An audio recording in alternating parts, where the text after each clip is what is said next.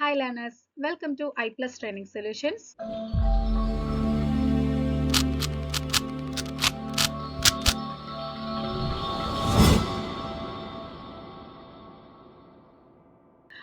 നമ്മുടെ UGC net എക്സാമിനേഷൻ്റെ date ഒക്കെ വന്നിരിക്കുകയാണ്. 2025 ജാനുവരി 1 മുതൽ ജാനുവരി 20th വരെയാണ് നമ്മുടെ ഡേറ്റ് ഷെഡ്യൂൾ ചെയ്തിരിക്കുന്നത്.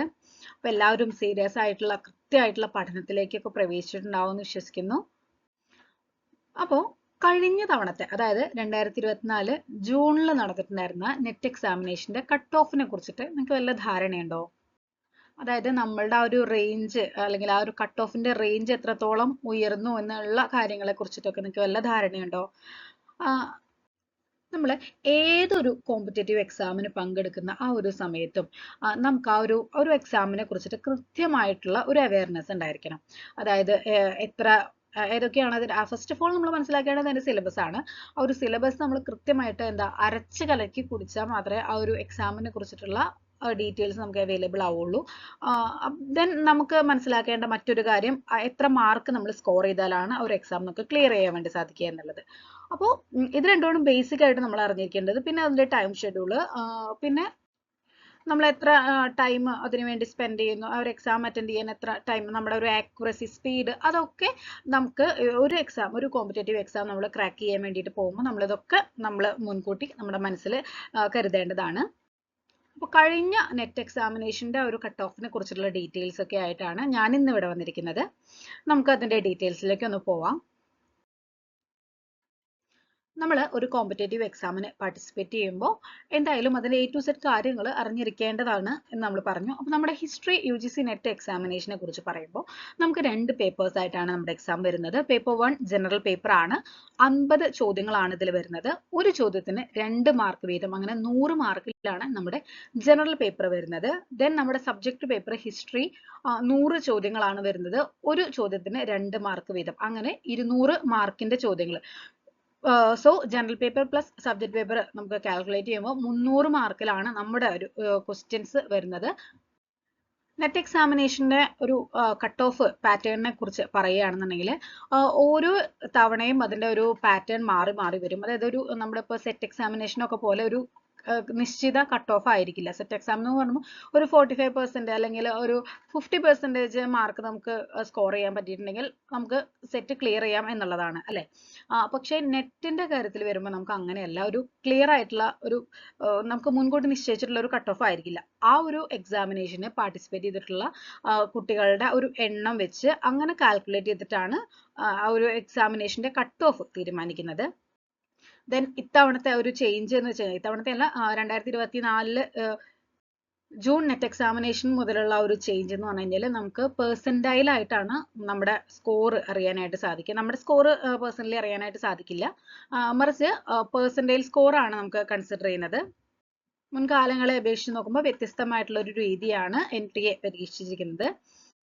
ദെൻ അത് മാത്രമല്ല, നെറ്റ് അല്ലെങ്കിൽ assistant professor qualification or JRF, ഇത് രണ്ടും അല്ലാതെ പുതിയൊരു കാറ്റഗറി കൂടി കൊണ്ടുവന്നിരിക്കുകയാണ്, PhD ഓൺലി എന്നുള്ളത്, PhD അഡ്മിഷൻ ഓൺലി എന്നുള്ള ഒരു കാറ്റഗറി. അതായത് നമുക്ക് ഈ ഒരു നെറ്റിൻ്റെ നമ്മുടെ സ്കോർ നമുക്ക് 3 തരത്തിൽ യൂസ് ചെയ്യാൻ വേണ്ടി സാധിക്കും. ഒരു പെർട്ടിക്കുലർ കട്ട് ഓഫ് നമ്മൾ ക്ലിയർ ചെയ്ത് കഴിഞ്ഞാൽ നമുക്ക് അതിൻ്റെ PhD അഡ്മിഷൻ, നമുക്ക് ആ ഒരു സ്കോർ യൂസ് ചെയ്തിട്ട് നമുക്ക് PhD അഡ്മിഷൻ അതിന് വേണ്ടി പോവാവുന്നതാണ്. യൂണിവേഴ്സിറ്റികളിൽ അപ്ലൈ ചെയ്യാവുന്നതാണ് 1 വർഷത്തേക്ക്. ഈ ഒരു റിസൾട്ട് വന്ന് 1 ഇയർ ഒരു ഡ്യൂറേഷൻ്റെ ഉള്ളിൽ നമുക്ക് PhDക്ക് അഡ്മിഷന് പോകാവുന്നതാണ്. ദെൻ അടുത്ത ഒരു സെറ്റ് എന്ന് പറഞ്ഞു കഴിഞ്ഞാൽ നമുക്ക് നമ്മുടെ അസിസ്റ്റന്റ് പ്രൊഫസർ ക്വാളിഫിക്കേഷനുള്ള ഒരു കട്ട് ഓഫ് ആണ്. ദെൻ അതും കഴിഞ്ഞാണ് നമ്മുടെ JRF കട്ട് ഓഫ് വരുന്നത്. അപ്പോൾ 3 തരത്തിലാണ് കട്ട് ഓഫിൻ്റെ ഒരു ക്ലാസിഫിക്കേഷൻ വരുന്നത്. നമ്മളുടെ കഴിഞ്ഞ വർഷങ്ങളിലെയൊക്കെ കട്ട് ഓഫ് എടുത്ത് നോക്കുമ്പോൾ ഓരോ വർഷം കഴിയുന്തോറും കട്ട് ഓഫിൻ്റെ ഒരു സ്ട്രെങ്ത് കൂടി വരികയാണ് അല്ലേ. അപ്പോൾ കൃത്യമായിട്ടുള്ള രീതിയിൽ അനലൈസ് ചെയ്ത് പഠിച്ചാൽ മാത്രമേ, സിലബസ് ഒക്കെ മനസ്സിലാക്കി പഠിച്ചാൽ മാത്രമേ നമുക്ക് നമ്മളുടെ ഈ ഒരു എക്സാം ക്രാക്ക് ചെയ്യാനായിട്ട് നമുക്ക് സാധിക്കുള്ളൂ. ഓക്കെ, ഈ ഒരു സ്ലൈഡിൽ നൽകിയിട്ടുള്ളത് നമ്മുടെ 2024 ജൂൺ സൈക്കിളിൽ നടന്നിട്ടുള്ള നെറ്റ് എക്സാമിനേഷൻ്റെ കാറ്റഗറി വൈസ് കട്ട് ഓഫ് ആണ്. നമുക്കറിയാം പെർസെൻറ്റൈലായിട്ടായിരുന്നു കട്ട് ഓഫ് കഴിഞ്ഞ തവണ നിശ്ചയിച്ചിട്ടുണ്ടായിരുന്നത്. ദെൻ അത് കൂടാതെ തന്നെ മറ്റൊരു ചേഞ്ച് എന്ന് പറയുന്നത് PhD ഓൺലി എന്ന് പറയുന്ന പുതിയൊരു സെക്ഷൻ കൂടി കൊണ്ടുവന്നിട്ടുണ്ടായിരുന്നു എന്നുള്ളതാണ്. ഒരു ക്വാളിഫിക്കേഷൻ കൂടി കൊണ്ടുവന്നിട്ടുണ്ട് എന്നുള്ളതാണ്. അപ്പോൾ JRFന് വേണ്ടിയിട്ടുള്ള കട്ട് ഓഫ് പെർസെൻറ്റൈൽ എന്ന് പറയുന്നത് 99 പോയിന്റ് ആയിരുന്നു. അസിസ്റ്റന്റ് പ്രൊഫസറിന് വേണ്ടിയിട്ടുള്ള കട്ട് ഓഫ് പെർസെൻറ്റൈൽ 97 പോയിന്റ് ആയിരുന്നു. PhD ഓൺലിക്ക് വേണ്ടിയിട്ടുള്ള കട്ട് ഓഫ് പെർസെൻറ്റൈൽ 87 പോയിന്റ് ആയിരുന്നു. ഇതാണ് 2024 ജൂണിൽ നടത്തിയിട്ടുള്ള നെറ്റ് എക്സാമിനേഷന്റെ കട്ട് ഓഫ് ഡീറ്റെയിൽസ്.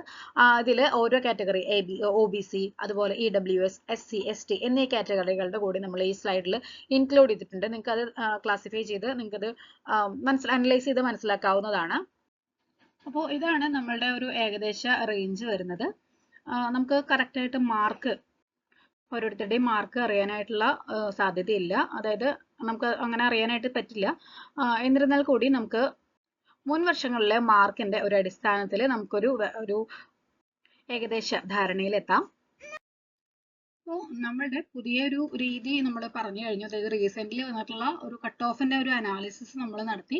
അപ്പോൾ നമുക്ക് മാർക്ക് എത്രയാണ് വേണ്ടതെന്നുള്ളത് എക്സാക്റ്റ് ആയിട്ട് നമുക്ക് പറയാനായിട്ട് സാധിക്കില്ല. എന്നിരുന്നാൽ കൂടി മുൻകാലങ്ങളിൽ നമ്മൾ ഓരോ വർഷത്തെയും കട്ട് ഓഫ് പരിശോധിക്കുന്ന ഒരു അടിസ്ഥാനത്തിൽ നമുക്ക് ഇപ്പോൾ റീസെന്റ് മാർക്കായിട്ട് നമുക്ക് കട്ട് ഓഫ് പറഞ്ഞിട്ടുണ്ടായിരുന്നത് 2023 ഡിസംബർ സൈക്കിളിൽ നെറ്റ് എക്സാമിനേഷൻ ആയിരുന്നു.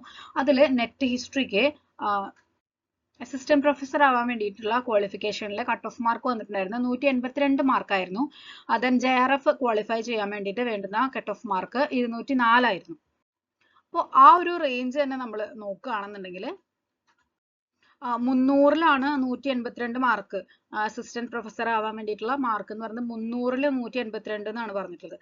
അപ്പോൾ എന്തായാലും അതിന്റെ ഒരു 50% മുകളിലാണ് നമുക്ക് സ്കോർ ചെയ്യേണ്ടതായിട്ട് വരുന്നത് അല്ലെ. ഒരു 60% മാർക്ക് നമുക്ക് സ്കോർ ചെയ്തെങ്കിൽ മാത്രമേ നെറ്റ്, അതായത് അസിസ്റ്റന്റ് പ്രൊഫസർ എന്നുള്ള ആ ഒരു ക്വാളിഫിക്കേഷൻ നമുക്ക് ക്രാക്ക് ചെയ്യാനായിട്ട് സാധിക്കുള്ളൂ. ദെൻ JRF കിട്ടാൻ വേണ്ടിയിട്ടുള്ള മാർക്ക് എന്ന് പറയുന്നത് 300-ൽ 204 മാർക്കാണ് പറഞ്ഞിട്ടുണ്ടായിരുന്നത്.